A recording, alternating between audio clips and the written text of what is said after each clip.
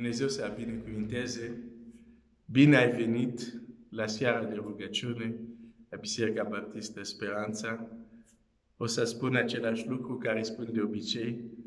Închide ușa ca să fii 100% aici. Dacă ai altceva de făcut, poți să faci altceva. Dar dacă vrei să te rogi și vrei să nu fie un timp pierdut, dar să fie un timp care să schimbe ceva în viața ta, fii aici 100%. Pentru că Dumnezeu, pentru a schimba viața ta, n-are nevoie de neapărat de o săptămână, nici de o oră. Într-o clipă poate face o schimbare. Important este, vei fi tu 100% acolo unde trebuie să fie atenția ta în momentul când El vrea să facă schimbarea aceasta. Deci te rog, închide ușa, fii 100% aici și ne vom ruga. Chiar pentru a începe, aș vrea să ne rugăm, hai să ne rugăm împreună. Tată Ceresc, mulțumesc pentru posibilitate de a ne ruga, de a ne apropia de Tine prin rugăciune, de a te întâlni și de a te cunoaște. Mă rog că în această seară unde ne vom ruga, să nu ne rugăm doar să ne rugăm. Să nu ne rugăm doar pentru că este un ritual, dar să ne rugăm pentru că vrem să ne întâlnim cu Tine cu adevărat și vrem că ceva în viața noastră să se schimbe, pentru că nu putem să te întâlnim cu adevărat și nimic să se schimbe în viața noastră. Mă rog pentru aceste momente de rugăciune, mă rog pentru fratele meu, pentru sora mea. Ajută-ne să ne întâlnim cu Tine în această seară. În numele Lui Iisus. Amin.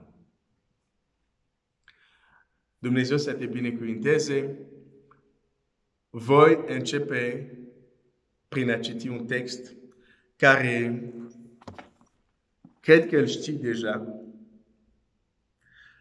Vreau în același timp să medităm asupra rugăciuni, să învățăm, să putem spune ca ucenici, Doamne, învață-ne să ne rugăm și în același timp când ne rugăm, în același timp învățăm să ne rugăm, învățăm să corectăm ce trebuie corectat. Suntem în Luca 11, versetul 1.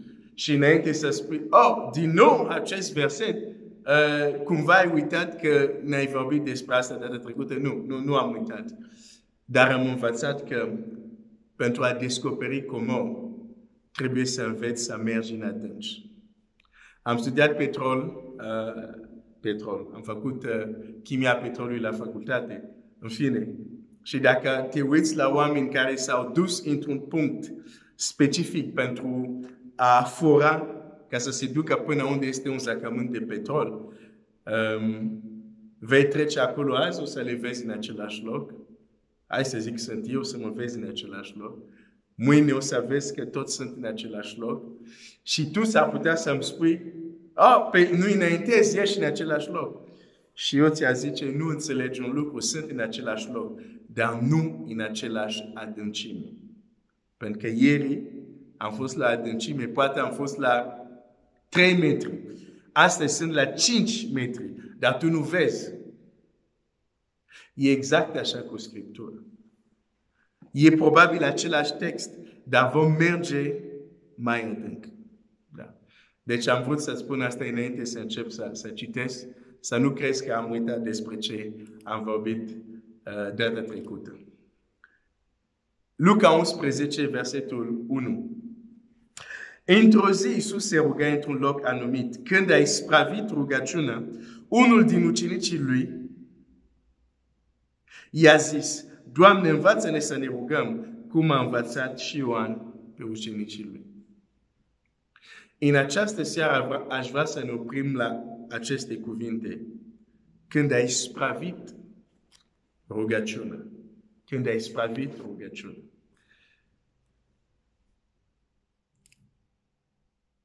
Am ajuns la concluzie, e opinia, asta este doar o opinie, deci nu valorează mare lucru, e o opinie personală, precizez, dar am ajuns la această concluzie. Foarte rar când ne rugăm, ispravim rugăciunea noastră. Foarte rar terminăm rugăciunea noastră. De cele mai multe ori ne oprim, dar nu terminăm. Există o diferență între a te opri și a termina.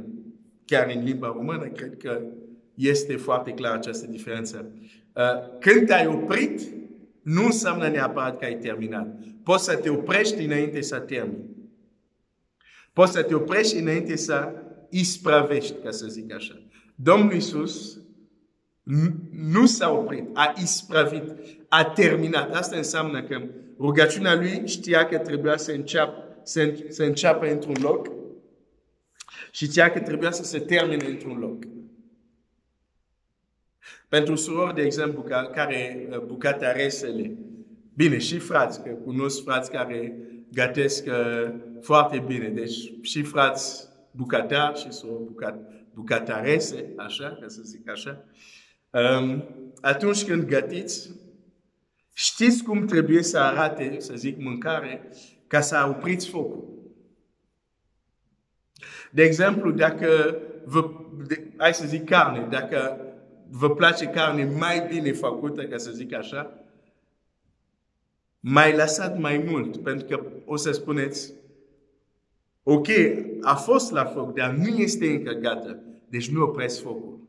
Pentru că dacă opresc focul, înainte să fie gata, da, am oprit, dar n-am terminat de gătit. Există o diferență între a se opri și a termina. Și despre asta vreau să ne gândim în această seară. Dar acum, hai să avem câteva momente, câteva clipe să ne rugăm. Și aș vrea să ne gândim chiar la ce zice Domnul Iisus după acest text. Zice, când vă rugați, spuneți, Tatăl nostru care este în cer. Și în minutele următoare, aș vrea să vorbești cu Dumnezeu, care, dacă tu ai crezut și l-ai acceptat pe Domnul Iisus ca Mântuitorul tău, Dumnezeu este Dumnezeul tău, dar este și Tatăl tău.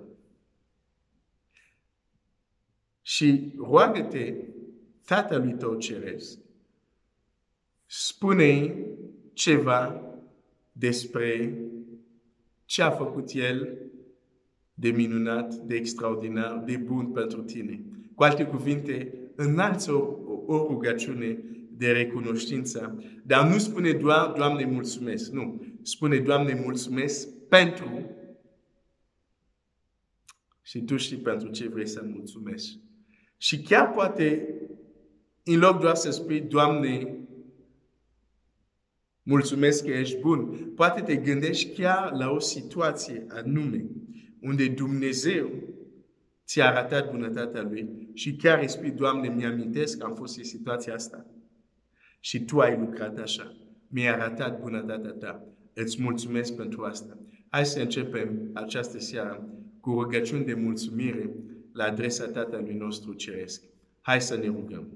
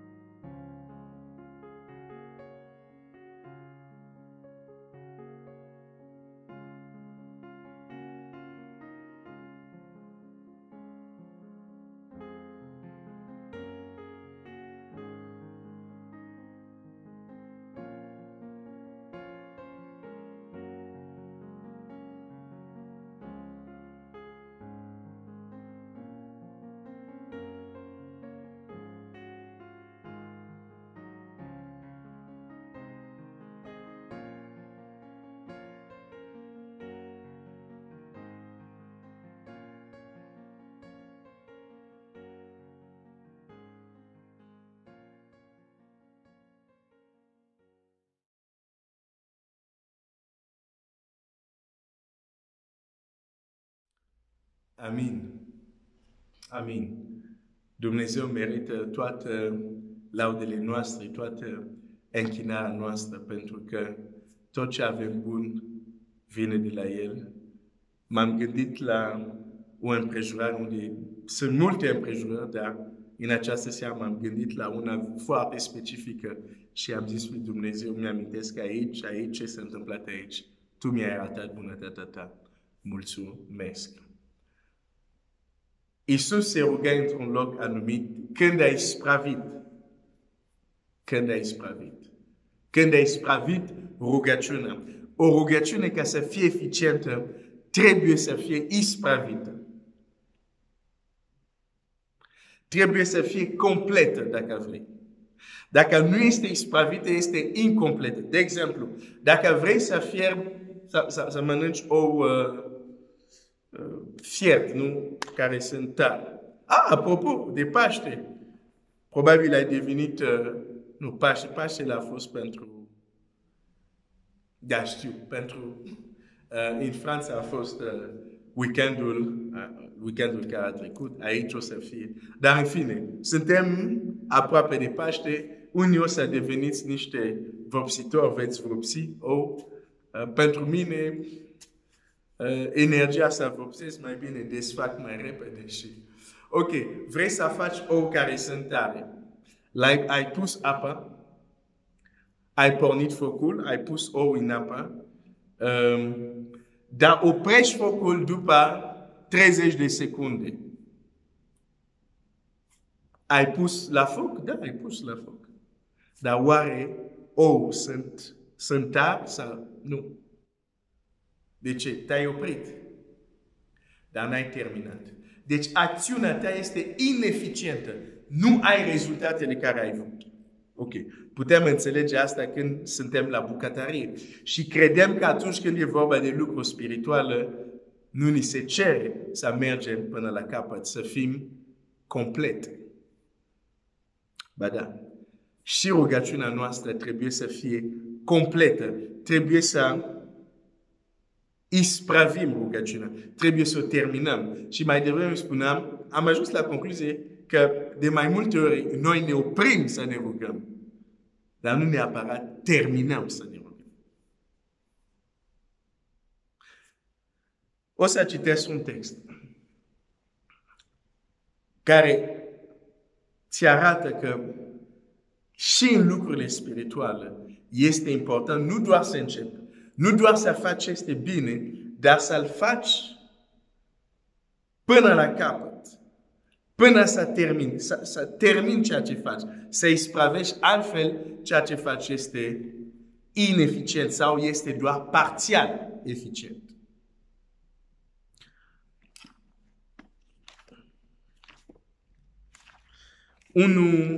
Carte Împăraților,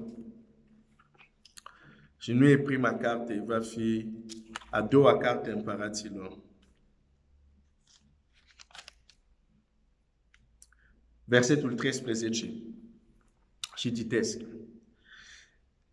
Elisei s-a îmbolnăvit de o boală de care a murit.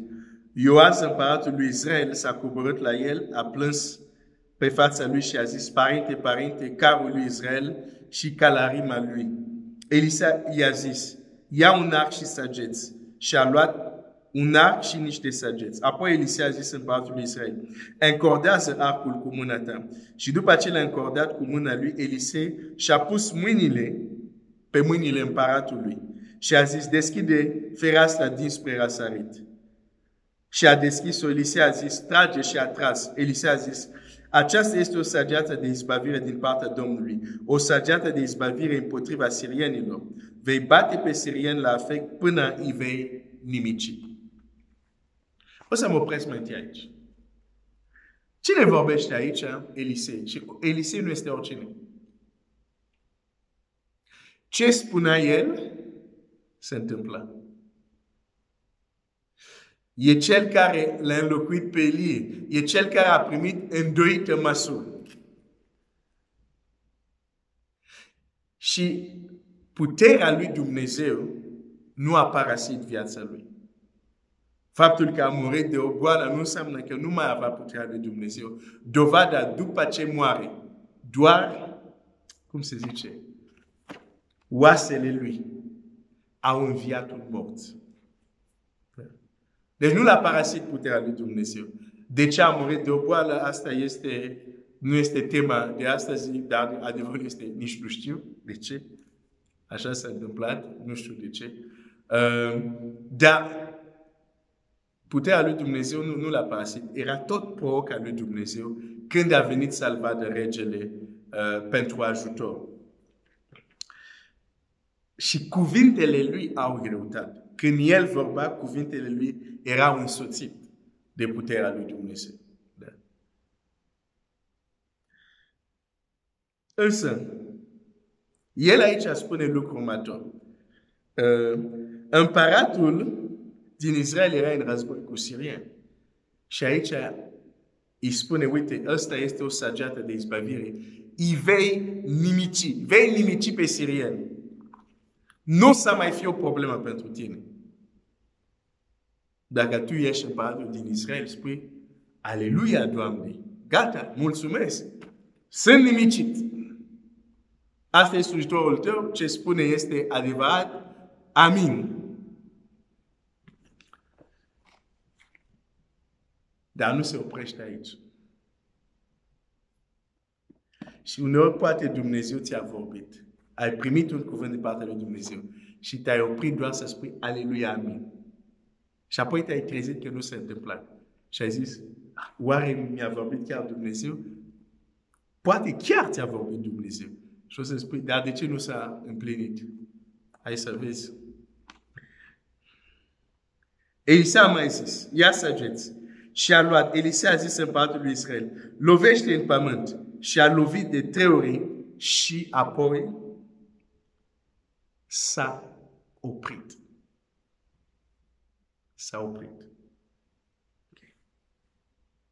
Omul lui Dumnezeu s-a mâniat pe el și a zis, trebuia să lovești de 5 sau de 6 ori.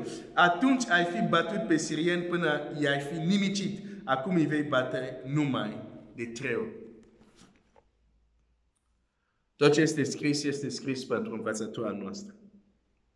În planul lui Dumnezeu, împăratul din Siria trebuia să nimicească cu desăvârșire pe sirieni. Ce ar fi fost un lucru foarte bun pentru el. Asta e ce Dumnezeu, prin proroc,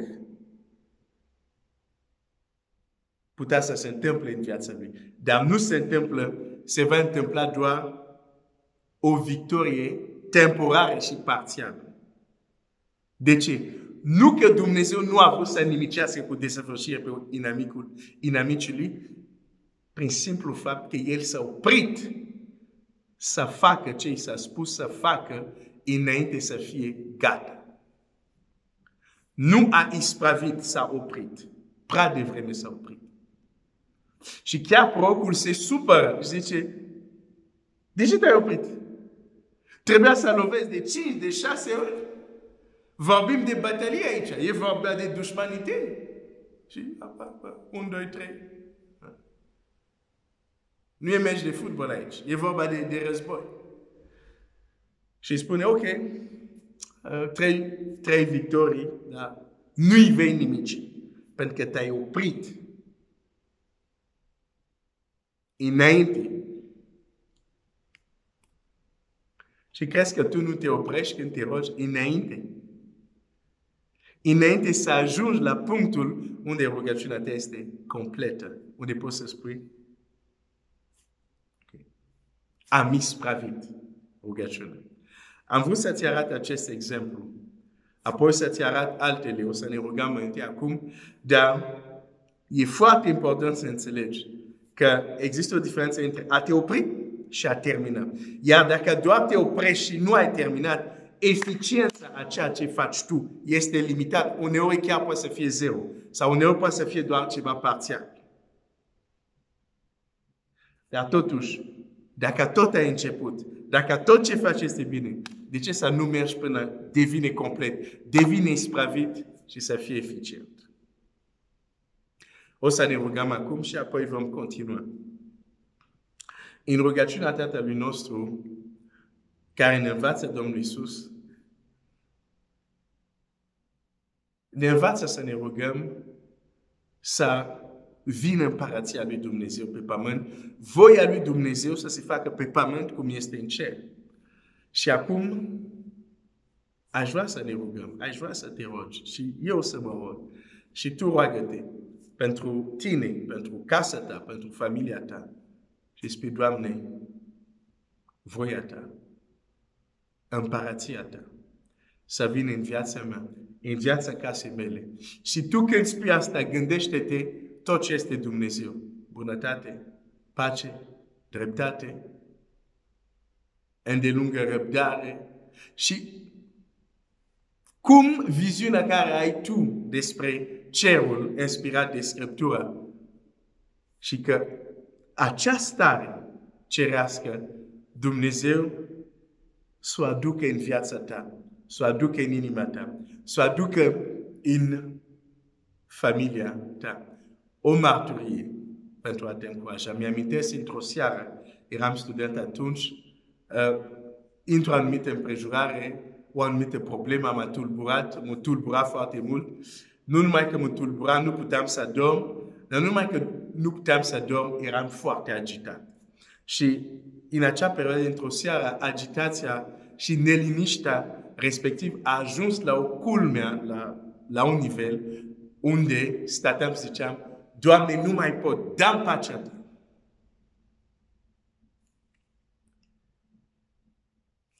Și Dumnezeu este extraordinar. Efectiv, a venit pacea lui Dumnezeu peste mine.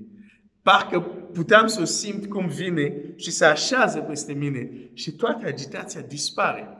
Deși nu s-a schimbat nimic din împrejurare. Dar ce zice Scriptura? Împărăția lui Dumnezeu nu este mâncare și băutură, dar este pace, bucurie, prin Duhul Sfânt. Deci da, poți să experimentezi cerul prin o pace care vine din Duhul Sfânt, o bucurie care vine din Duhul Sfânt, care nu o poți exprima, care e indiferent de ceea ce este în jurul tău. Asta e doar un exemplu. Dar câte alte lucruri din cer Dumnezeu poate să aducă în viața noastră.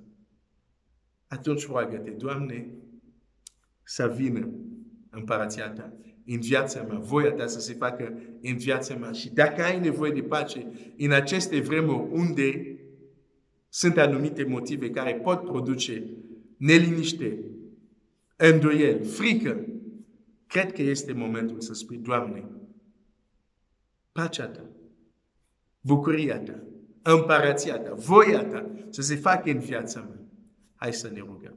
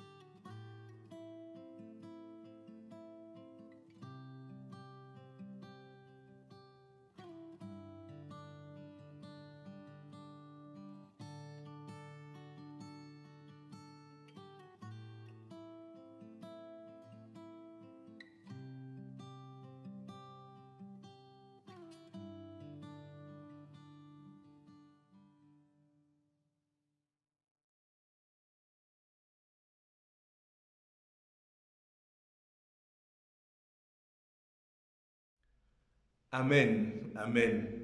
Sau amin. Continuăm în cuvântul lui Dumnezeu. Este o diferență între a se opri și a termina. Și aș vrea să citesc un alt text din Scriptură. Probabil este,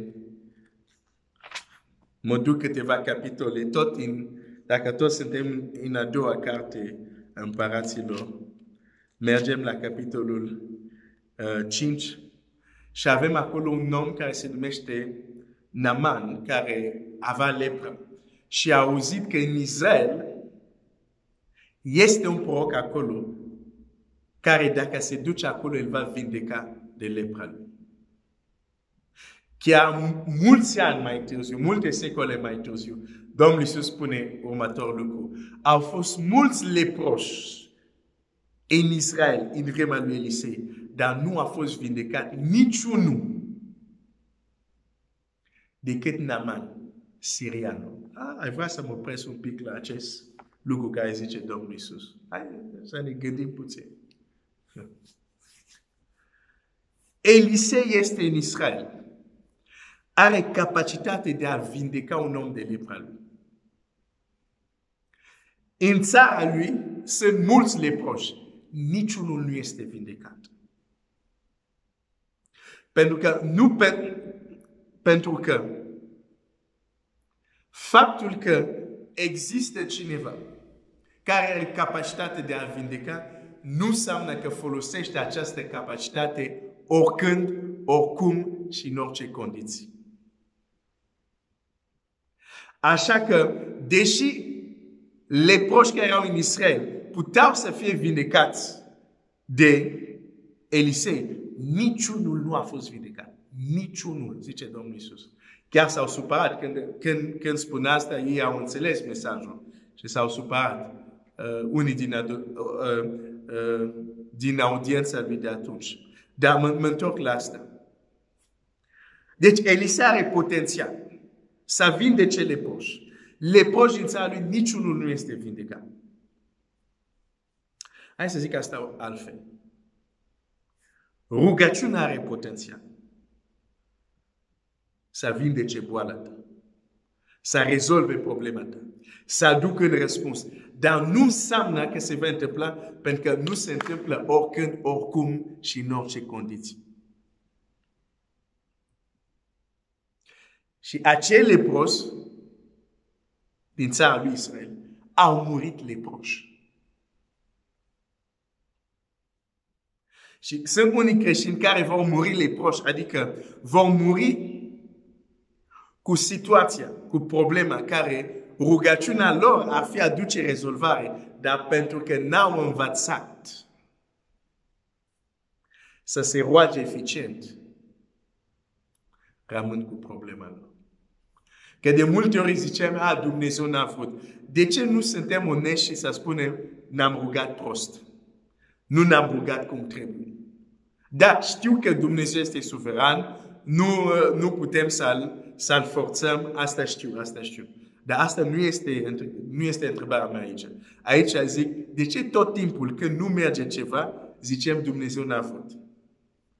De ce nu stăm să ne gândim, stai puțin, poate eu nu m-am rugat cum trebuie, poate m-am oprit înainte, poate nu am ispravit, poate nu știu să mă rog, hai să învăț. Nu, tot timpul nu. Din cauza lui nu s-a întâmplat. Nu e adevărat. Domnul Iisus chiar ne învață, dacă nu ne rugăm cum trebuie, nu o să avem rezultate. Naaman, el nu e din Israel. Dar el aude că este proroc acolo și face toată această călătorie.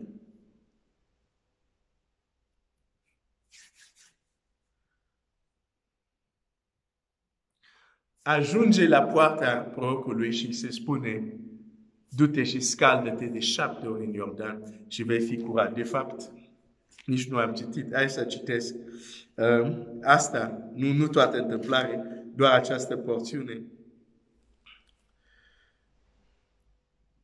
Elisa a trimis, versetul 10, Elisa a trimis să-i spună printr-un sol, du-te și scaldă-te de 7 ori în Iordan și carnea ți se va face sănătoasă și vei fi curat. Ok. Știm că el s-a mâniat, apoi slujitorii lui au vorbit cu el și până la urmă s-a dus. Dar mă interesează, de ce de 7 ori? E același lepra, e aceeași apă. De ce intră odată și gata? De ce de 7 ori?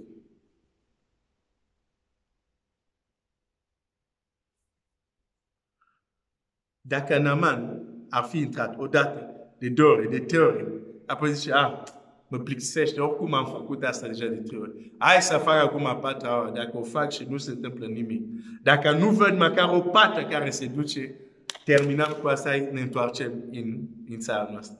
Dacă ar fi făcut asta, dacă s-ar fi oprit înainte să termine, înainte ca acțiunea lui să fie completă, adică până la 7, nu ar fi vindecat.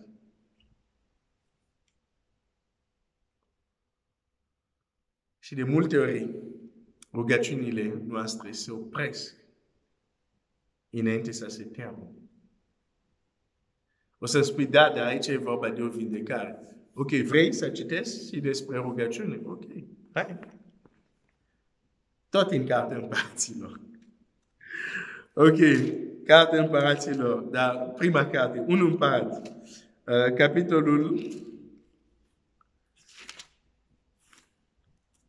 capitolul 19,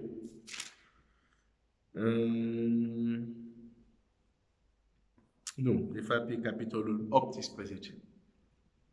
Capitolul 18, versetul 42. Ahab s-a suit să mănânce și să bea, dar Ilie s-a suit pe vârful Carmelului și plecându-se la pământ s-a așezat cu fața între genunchi. Și a zis slujitorului său, suie-te și uită-te înspre mare. Slujitorul s-a uitat și s-a suit și s-a uitat și a zis, nu este nimic. Ilie a zis de 7 ori, du-te iarăși. A 7-a oară slujitorul a zis, iată că se ridică un mic nor din mare ca o palmă de om. Ilie a zis, suie-te și spune lui Ahab, inhamă și coboară-te ca să nu te oprească ploaia. Peste câteva clipe cerul s-a înnegrit de nor, a început vântul și a venit o ploaie mare. Rugăciune. Pot să am același întrebări. Ilie se ruga la același Dumnezeu. Era același Ilie. Același credință, dacă pot să zic așa. Același lucru care îl cerea. De ce de 7 ori? Prima dată nu era de ajuns.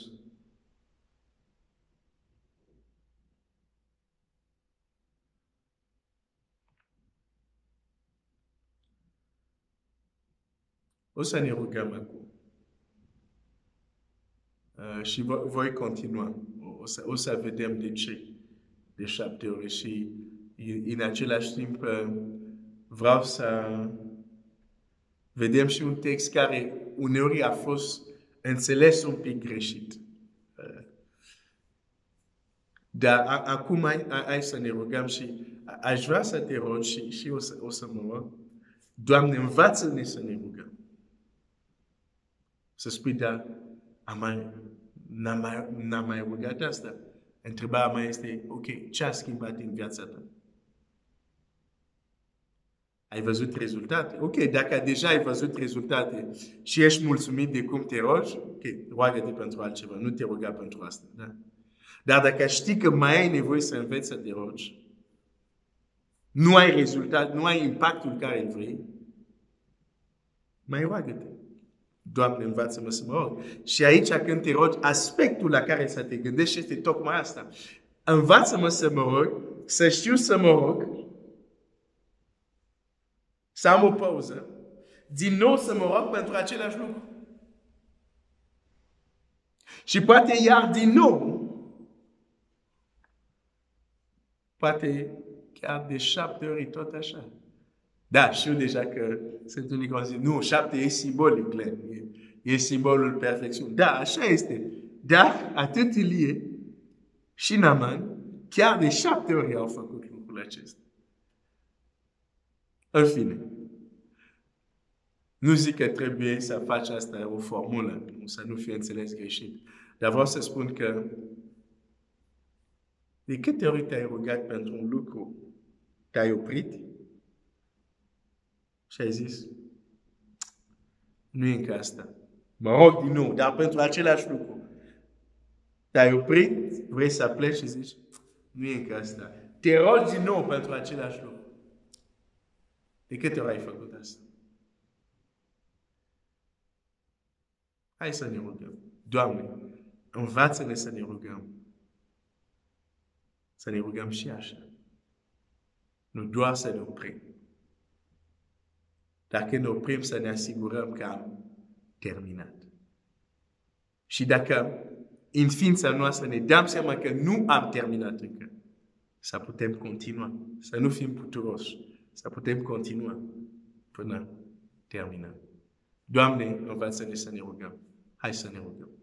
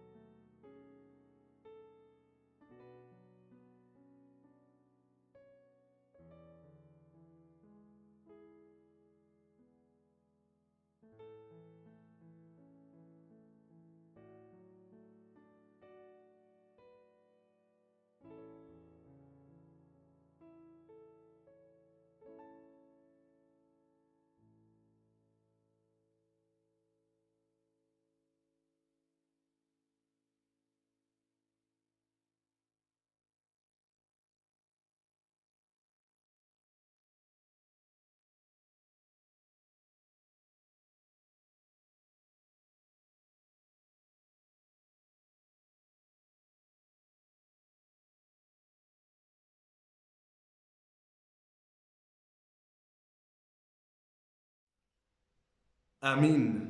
Amin. Continuăm să studiem Scriptura, să vedem ce ne învață despre rugăciune și încercăm să aplicăm ceea ce învățăm și chiar să ne rugăm. Avem nevoie să îmbunătățim modul nostru de a ne ruga. Este o nevoie importantă. Multe lucruri am investit energie, am investit bani chiar, am investit timpul nostru pentru a învăța o anumită aptitudine, o anumită meserie, a învăța să cântăm la un instrument. Nu poți să te rogi cum trebuie dacă nu iei și un timp să practici, să înveți despre rugăciune. Nu ai cum. Nu ai cum. Și bine ai venit la seara de rugăciune, pentru că asta facem exact acum.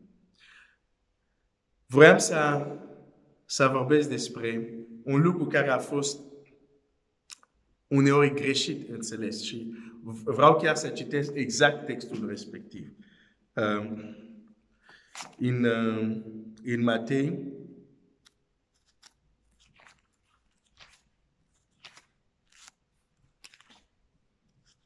Matei 6, o să găsim textul.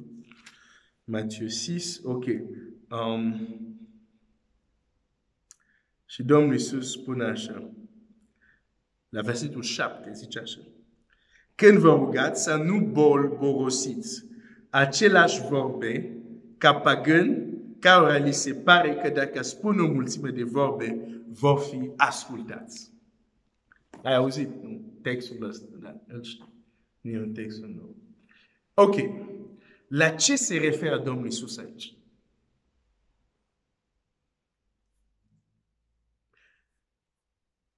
Pentru unii se referă la faptul că când te rogi, spui odată ce vrei, atât. Dar nu asta spune Domnul Iisus. Zice să nu fiți ca pagani și în lumea pagână există o practică în care constă să spui aceleași vorbe, da, borbosit aceleași vorbe. În franceză zice vorbe goale. Mă uitam dar aici zice doar vorbe. Franceza 20 parole, adică vorbe fără sens, fără folos. În fine, aici zice vorbe. Aceleași vorbe, ok. În lumea pagână există practica aceasta în diverse forme. Da. De exemplu, e interesant lucrul ăsta. Există religii și în diverse religii, nu e doar într-o singură religie, în diverse religii sau curente există această practică. Unde ai un fel de colier, ai niște perle sau biluțe, nu știu cum să le numesc, și ții una și spui o rugăciune, treci la altă, spui o rugăciune, ok? La alții rugăciune e mai lung, la alții e doar un cuvânt sau două, trei cuvinte și le repete așa. Da? Și Domnul zice să nu fiți ca pagani, care cred, ok, dacă repet, cu cât o să repet, o să fie ascultat. Din mulțime de vorbe, ok, asta e o practică la care cred Domnul Iisus se referă aici. Și care există în multe religii, nu doar într-una. O altă practică este să spui aceleași vorbe cu gândul, atenție aici, cu gândul, cu cât spui mai multe vorbe, vei fi ascultat. Din nou, despre asta vorbește și aici Domnul Iisus. Dar nici de cum vorbește de faptul că este greșit să vii, de exemplu, să te rogi, să te oprești, să-ți dai seama că n-ai terminat și vii și te rogi același lucru chiar cu același vorbe. Dar tu nu faci asta pentru că crezi că dacă spui mai multe vorbe vei fi ascultat. Nu. spui asta, revii și spui același vorbe, pentru că în inima ta știi că n-ai terminat. O să zici, dar cum știu? Pe tu cum știi că ți-e foame? Eu nu pot să zic. Frate, să vezi că ți-e foame. Sau soră, să vezi că ți-e sete.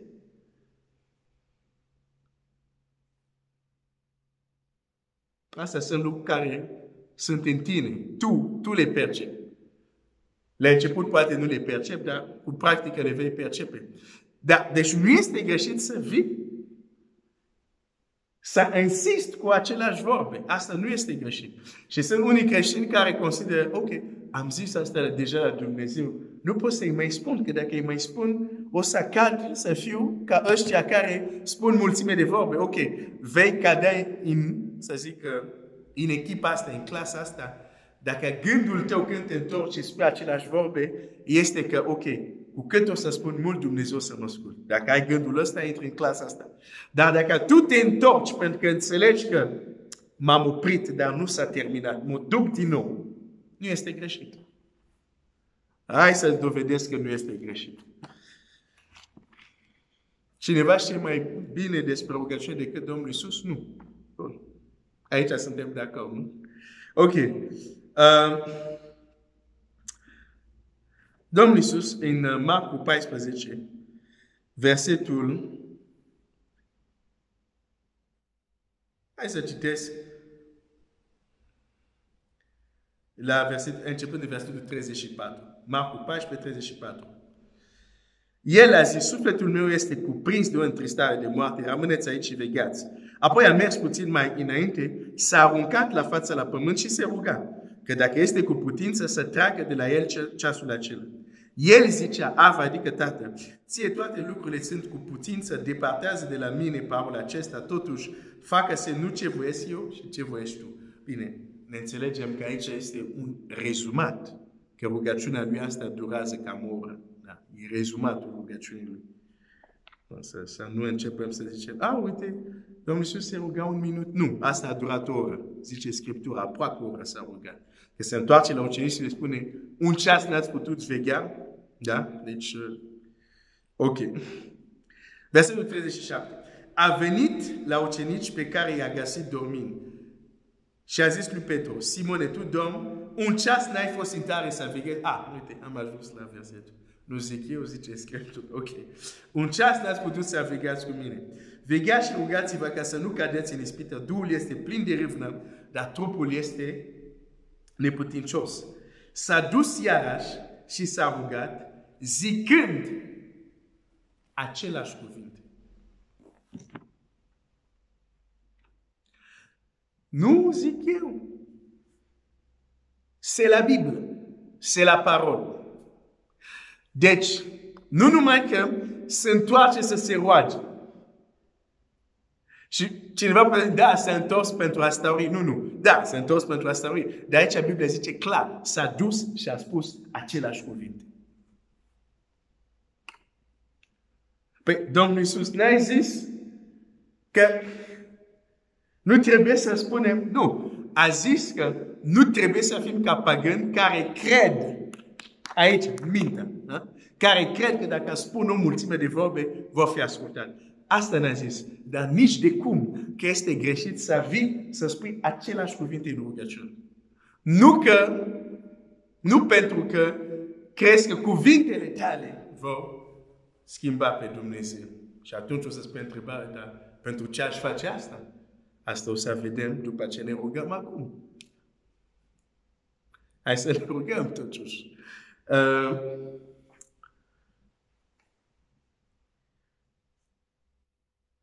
Aș vrea să ne rugăm pentru, dacă vrei, dar dacă ai altceva pentru care să te rogi pe în inima ta sigur, fi liber. Aș vrea să ne rugăm acum pentru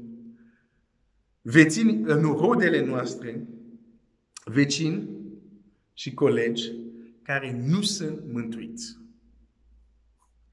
Stau aici pentru că cel puțin 2 persoane s-au rugat pentru mine. Nu mi-au zis, dar știu că s-au rugat pentru mine.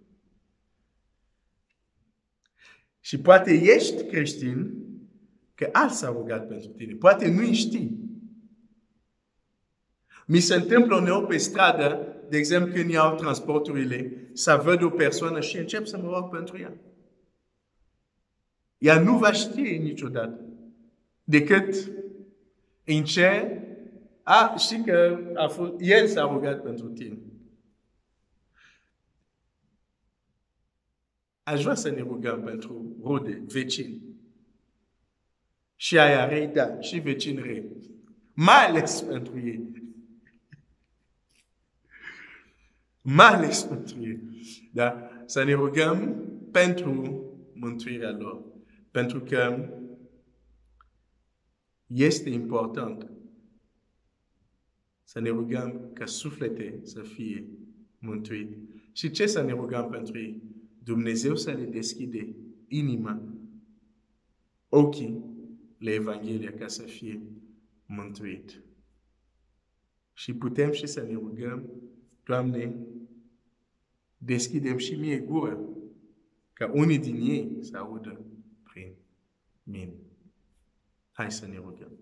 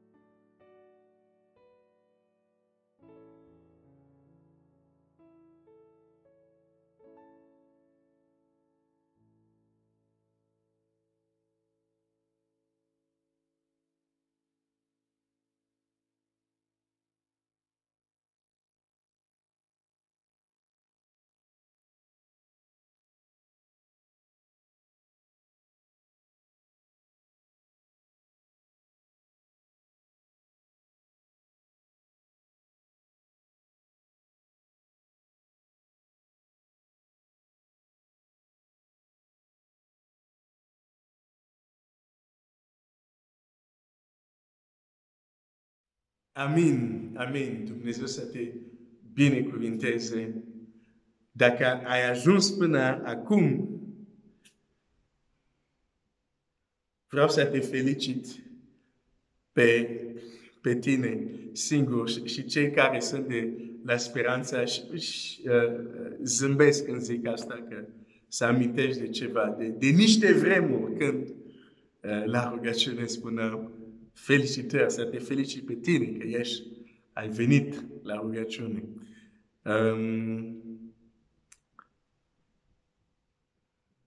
De ce să mă duc în rugăciune și să spun același vorbe? Având în vedere că știm clar, asta nu-L schimbă pe Dumnezeu. Că spun o vorbă, 10.000 de vorbe, nu-L schimbă pe Dumnezeu. Și totuși avem această învățătură de a staui. Totuși avem acest exemplu de Domnul Iisus care se roagă, se duce, se întoarce și spune același cuvânt. De ce? De ce este important? Această repetiție sănătoasă. Nu repetiția pagânilor. Da? Această repetiție sănătoasă. E clar că există repetiție sănătoasă. Naaman, de câte ori în Iordan, de 7 ori, a repetat același lucru. Copiii lui Israel, în jurul zidurile Ierihonului, 6 zile odată au repetat, a 7-a zi, de 7 ori. Oh. Ok. Ilie pe munte, de câte ori? De 7 ori. Ok. Deci există repetiție sănătoasă. Da? Deci despre ea vorbim. De ce repetiție? Pentru că repetiția schimbă percepția ta. Hai să mai zic o dată. Repetiția schimbă percepția ta. Hai să-ți dau un exemplu. Ți s-a întâmplat să asculti o melodie prima dată. Și adică nici nu ți s-a părut frumoasă, nici nu ți s-a părut, e o simplă melodie. Prin repetiție, dacă devine dintr-un motiv anume, o ascult, fie că e tot timpul la radio sau nu știu ce, și o ascult de mai multe ori, la un moment dat zici, wow, îmi place melodia asta, dar de ce nu ți-a plăcut prima dată? Repetiția schimbă percepția. Mi-amintesc prima dată când am băut apă minerală sau carbogazoasă, când eram student, am venit în România, nu exista apă plată. Prima dată am scuipat. Efectiv am scuipat. Nu am putut să. Pentru că nu eram obișnuit și, cum să spun, îmi dădea impresia unui medicament care îl luam când eram în Congo și când mă îmbolnăveam de malaria, tot timpul vă zic despre mărturia aceasta. Unul din medicamentele astea e Feralgan. Luai apa, puneai în par, facea un efect așa, o efervescență și devenea gazos, dar avea și un gust așa. Și atunci, în creierul meu, apa cu gaz, am scuipat. Da, nu-mi place. Acum, dacă deschid frigiderul și apa plată și apa minerală, automat iau apa minerală. Automat. Nu ating, de multe ori, nu ating apa plată până nu am terminat apa minerală. Și eu sunt de acelea care am scuipat apa minerală. Ce s-a schimbat? Repetiția îți schimbă percepția. Pentru că am mai fost la frați. Vrei apă? Uite, avem apă minerală. Avem... hai să mai încerc, hai să mai... Repetiția schimbă percepția. Ok, ce legătură cu rugăciune? Atunci când te duci și spui același cuvinte, nu-L schimbi pe Dumnezeu, dar te va schimba pe tine. Și poate spui, dar De ce este important percepția mea să se schimbe în rugăciune? Pe are cu totul, uite, percepția ta are, cum să spun, un rol major cu M mare, mai mare decât turnul fel. Percepția ta are un rol major ca să vezi rugăciunile tale ascultate. Vrei să-ți arăt? Hai să mergem în Scriptură. Eram deja în Marcu 14. Hai să mergem în Marcu 11. Bun. Marcu 11. Hai, de unde să citesc? Hai să citesc versetul 24. De aceea vă spun, orice lucru veți cere, când vă rugați, să credeți că l-ați primit și îl veți avea. Bun, hai să zic direct ce nu înseamnă acest verset. Nu înseamnă, Doamne, vreau mașină. Mulțumesc, Doamne, cred că mi-ai dat mașina, amin. Nu se referă la asta. Faceam eu asta, da? Apoi am zis, nu, trebuie să se refere la altceva. Când încerc ceva și vezi că nu funcționează, trebuie să zic, nu, trebuie să se refere la altceva.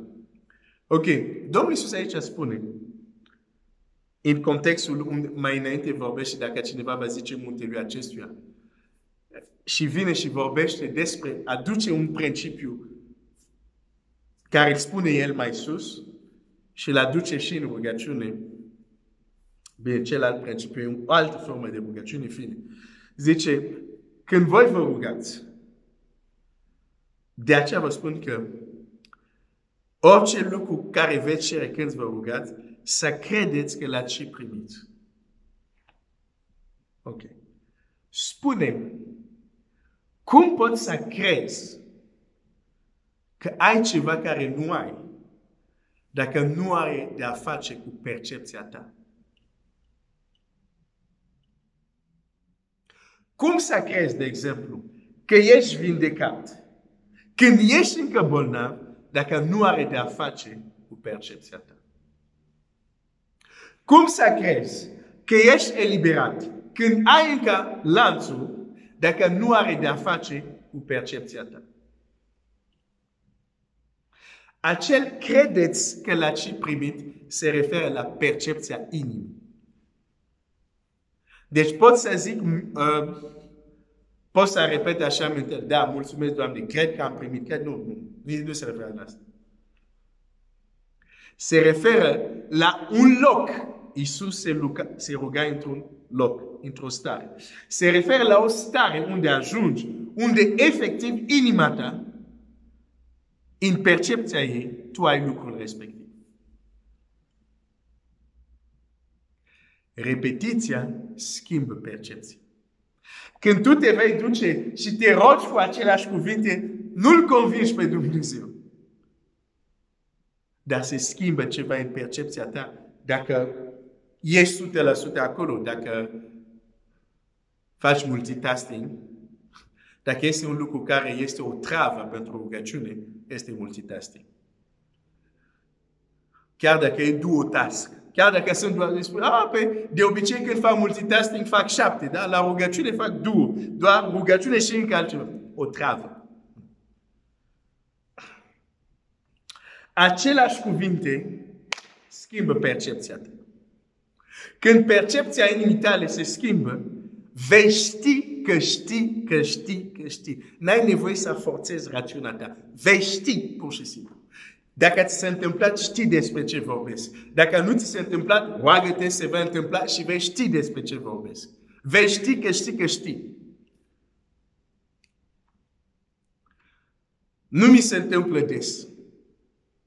Sunt un pic trist. Aș fi vrut să mi se întâmplă mai mult, dar nu mi se întâmplă des. Dar când mi se întâmplă, știu că știu că știu că știu și nu mai există îndoială. Chiar dacă vreau să mă îndoiesc, nu pot. Dar e vorba de o stare. Dar nu ajungi acolo după 2-3 cuvinte sau 2-3 minute de rugăciune. Nu. Pare...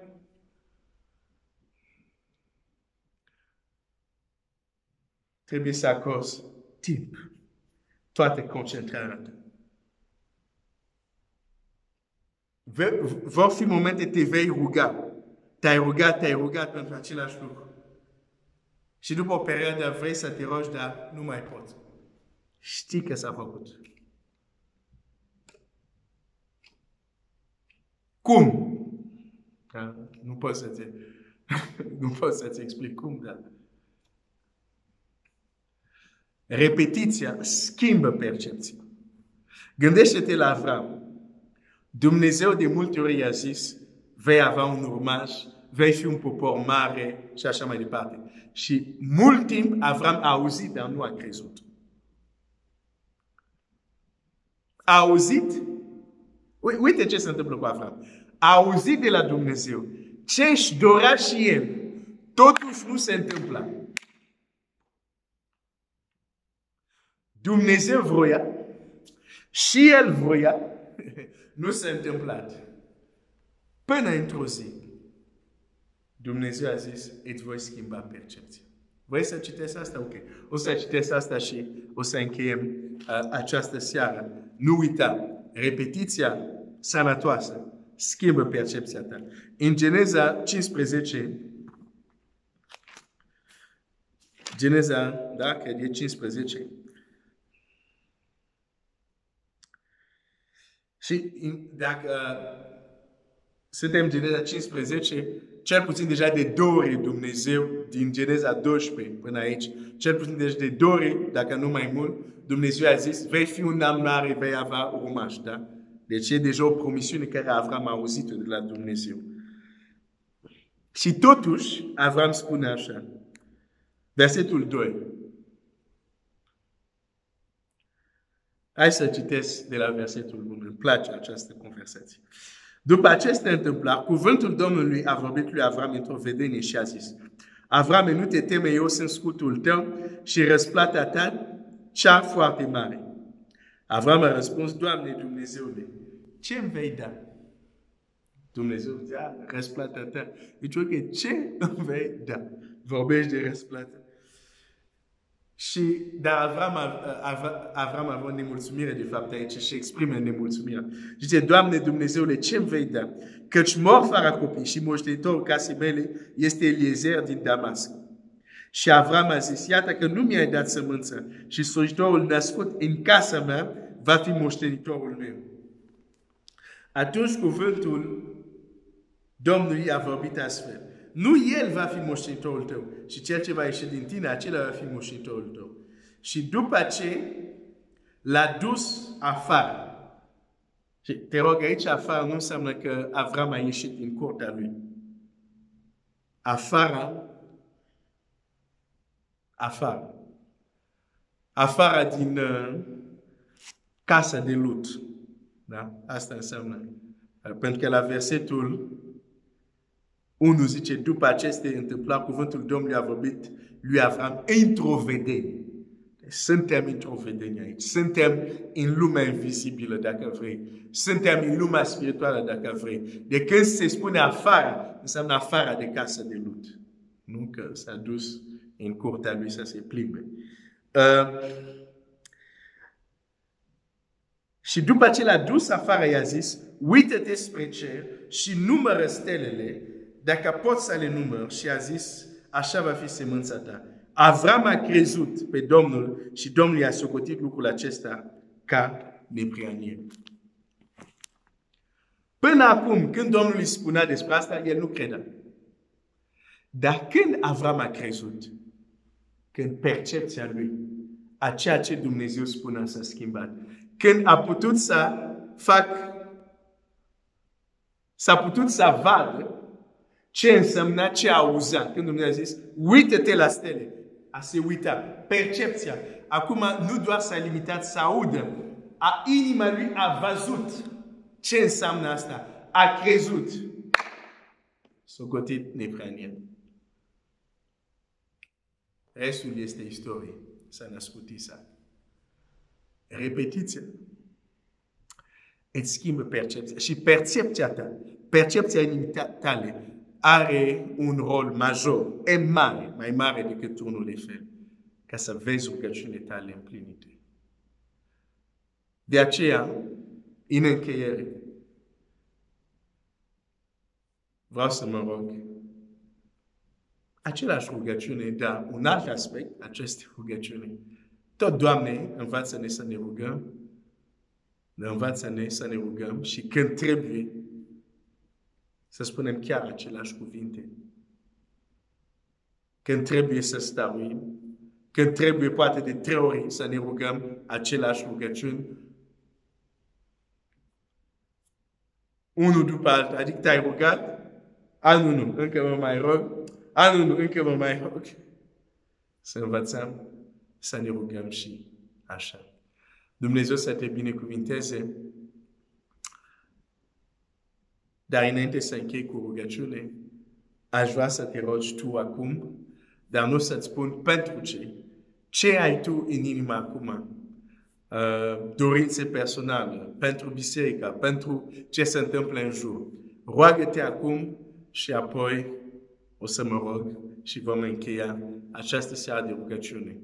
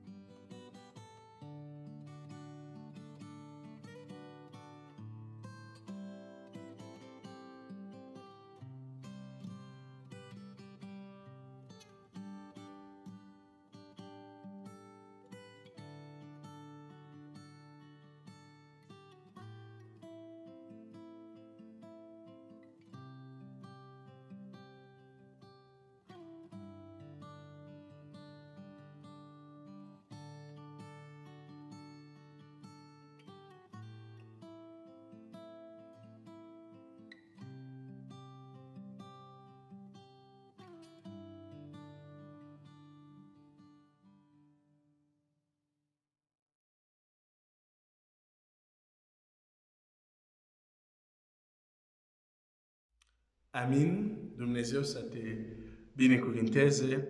Am ajuns la încheiere acestei seri de rugăciune. În continuare, practică, roagă-te și așteptăm marturie să auzim ce Dumnezeu face în viața ta, cum răspunde la rugăciune, că El nu s-a schimbat, e același Dumnezeu. Hai să încheiem cu rugăciune dacă vrei. Tată Ceresc, mulțumesc pentru această seară, mulțumim pentru lucrurile care le putem descoperi în cuvântul Tău. Mă rog să le luăm în serios și să le aplicăm, să le practicăm în viața noastră și să putem să ne rugăm și să vedem rezultate, să putem să ne rugăm și să putem vedea lucrurile care se schimbă, lucrurile care se întâmplă, pentru că Tu ești viu și Tu răspunzi la rugăciune. Mulțumim, toată slavă, închinare, cinstea este a Ta, recunoaștem că ești Dumnezeu și nu este altul în afară de Tine. Îți mulțumim pentru această seară când am putut apropia de Tine. Mai departe, ajută-ne și mai departe, Doamne Iisuse, învață-ne să ne rugăm. Amin. Amin. Dumnezeu să te binecuvinteze. Biserica e liberă.